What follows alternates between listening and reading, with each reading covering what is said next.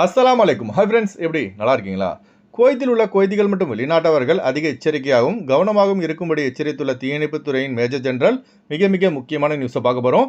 அடுத்து 145 பயணிகளுடன் சென்ற விமானம் பெரிய போராட்டத்திற்கு பிறகு தரையிறங்கிய சம்பவம் தொடர்பான தகவலை பார்க்க போகிறோம். அடுத்து குவைத்தில் உள்ள இந்தியன் எம்பசியின் மிக முக்கியமான அறிவிப்பு, இந்தியர் அனைவர்களுக்கும் விடுத்துள்ள அழைப்பு. அடுத்து லூலுவின் புதிய பிரான்ச் ஜாபர் அஹமது ஏரியாவில். இப்படி பல முக்கியமான தகவல் இந்த வீடியோவில் இருக்கு. வீடியோ ஃபுல்லாக பாருங்க. உங்கள் நண்பர்கள் அனைவருக்கும் கட்டாயமாக இந்த வீடியோ ஷேர் செய்யுங்க. இப்போ வாங்க குவைத்துடைய மிக முக்கியமான நியூஸை பார்ப்போம். குவைத்தில் உள்ள வெளிநாட்டவர்கள் இந்த கோடை காலத்தில் அதிக எச்சரிக்கையாக இருக்கும்படி பொது தீயணைப்புத் துறையின் மக்கள் தொடர்பு மற்றும் ஊடக இயக்குநரான பிரிகேடியர் ஜெனரல் முகமது அல் கரீப் அவர்கள் கேட்டுக்கொண்டுள்ளார்கள். இந்த கோடை காலத்தில் சமையலறையில் தீ விபத்து ஏற்படும் போது அதனை எச்சரிக்கையாக கையாளவும் அவசர தேவைக்கு 112 என்ற நம்பரை தொடர்பு கொண்டு உதவி பெறலாம் என தீயணைப்புத்துறை தெரிவித்துள்ளது. அதனால குவைத்தில் உள்ள நம்ம ஆளுங்க இந்த கோடை காலத்தில் உங்கள் ஏசி சரியாக இயங்குகிறதா, மின்கசிவு ஏதாவது உள்ளதா, சமையலறையில் கேஸ் சிலிண்டர் வாயு கசிவு ஏதாவது உள்ளதா என்பதை செக் செய்து அதனை சரி செய்து கொள்ளுங்கள். ஜூன் 12, 2024 ஆண்டு மங்காஃப் ஏரியாவில் உள்ள பில்டிங்கில் ஃபயர் ஆக்சிடென்ட் ஏற்பட்டு 40 இந்தியர்கள் உட்பட 50 பேர் விழுந்ததை இன்னும் நம்மால் மறக்க முடியல. இந்த சம்பவம் பார்த்தீங்கன்னா குவைத் வரலாற்றிலே மிகப்பெரிய கருப்பு புள்ளி ஏற்படுத்தியது குறிப்பிடத்தக்கது. அதனால குவைத்தில் உள்ள நம்பாளுங்க இந்த கோடை காலத்தில் அதிக எச்சரிக்கையாக இருங்க.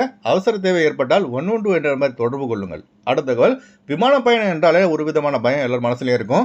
இப்போ ஏர் இந்தியா விமானத்தின் பைலட் செய்த செயலால் அந்த விமான நிறுவனத்திற்கு அவப்பெயர் ஏற்பட்டுள்ளது. வெளியான ஆதாரத்தின்படி புக்கெட் டு டெல்லி சென்று கொண்டிருந்த ஏர் இந்தியா விமானம் திடீரென செயலிழந்து செங்குத்தாக விண்ணிலிருந்து பல அடிகள் கீழே இறங்கியதால் அதில் பயணம் செய்த 145 பயணிகள் காயமடைந்துள்ளதாக கூறப்படுகிறது.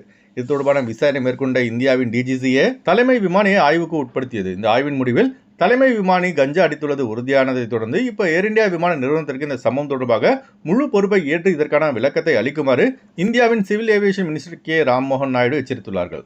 துணை விமானின் சாதுரியத்தால் விமானம் பாதுகாப்பாக தரையிறங்கியது குறிப்பிடத்தக்கது.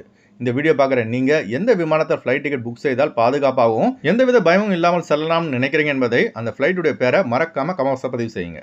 அடுத்த தகவல், குவைத் நாட்டில் தனது வியாபாரத்தை மேலும் விரிவுபடுத்தும் விதமாக லூலு நிறுவனம் ஜாபர் அஹமது ஏரியாவில் உள்ள ஜாபர் மாலில் ஒரு புதிய ஹைப்பர் லூலு மார்க்கெட்டை திறந்துள்ளது. இதன் மூலம் குவைத் நாட்டில் உள்ள ஹைப்பர் மார்க்கெட்டின் எண்ணிக்கையானது 19 உயர்ந்துள்ளது. இந்த புதிய ஹைப்பர் மார்க்கெட்டை திறப்பதற்கு குவைத்திற்கான இந்திய தூதர் பிரமிதா திரிமாதி அவர்களும் குவைத்திற்கான யுனைடெட் அரப் எமிரேட்ஸின் தூதர் மத்தார் ஹமீத் மற்றும் லூலு குழுமத்தின் தலைவர் யூசுப் அலி ஆகியோர் முன்னிலையில் இந்த 19வது புதிய ஹைப்பர் மார்க்கெட் திறந்து வைக்கப்பட்டுள்ளது.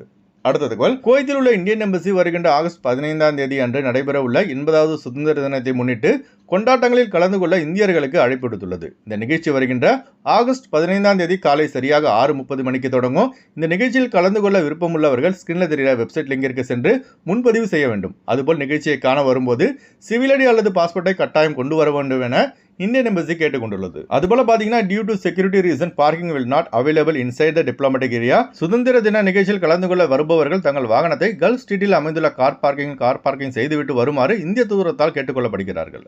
அடுத்த தகவல், குறைந்த கட்டணத்தில் விமான டிக்கெட் எடுக்க விரும்புபவர்கள் ஸ்கிரீன்ல தெரிகிற ஜியா டிராவல்ஸ் நம்பரை தொடர்பு கொண்டு விமான டிக்கெட் பெற்றுக்கொள்ளலாம். அதுபோல குவைத் செல்வதற்கான பிசிசி, கேம்கா medical, visa stamping, attestation, POE செய்து தரப்படுகிறது.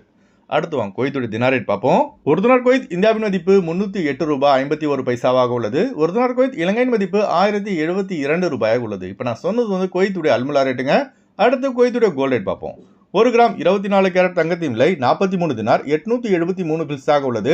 1 கிராம் 22 கேரட் தங்கத்தின் விலை 40 தினார் 232 பில்ஸாக உள்ளது. அதுபோல் நம்ம சப்ஸ்கிரைபர் அடிக்கடி கேட்கக்கூடிய கேள்விங்க, அதாவது குவைத்திலிருந்து மற்ற பிற வெளிநாடுகள்லேருந்து இந்தியா வரும்போது எவ்வளோ கோல்டு கொண்டு வரலாம் சொல்லிட்டு. அதாவது ஆண்களாக இருந்தால் 20 கிராம் வரைக்கும் கோல்டு கொண்டு வரலாம். இதுவே பெண்களாக இருந்தால் 40 வரைக்கும் கோல்டு கொண்டு வரலாம். அதாவது 40 கிராம். அதாவது பார்த்தீங்கன்னா தங்க நகைகள் மட்டும்தாங்க. இதுவே வந்து கோல்டு காயின், கோல்டு பிஸ்கெட் கொண்டு வருவதாக இருந்தால் கட்டாயமாக டேக்ஸ் கட்டுற மாதிரி இருக்கும். ஓகே ஃப்ரெண்ட்ஸ், இந்த வீடியோ ஷேர் செய்யுங்க. இந்த வீடியோ சம்பந்தமாக நீங்கள் என்ன நினைக்கிறீங்க என்பதை மறக்காம கமெண்ட்ஸ் பதிவு செய்யுங்க. எப்போதும் இணைந்திருப்போம். உங்களின் ஒருவன் ஜியாவுதீன். அஸ்ஸலாமு அலைக்கும்.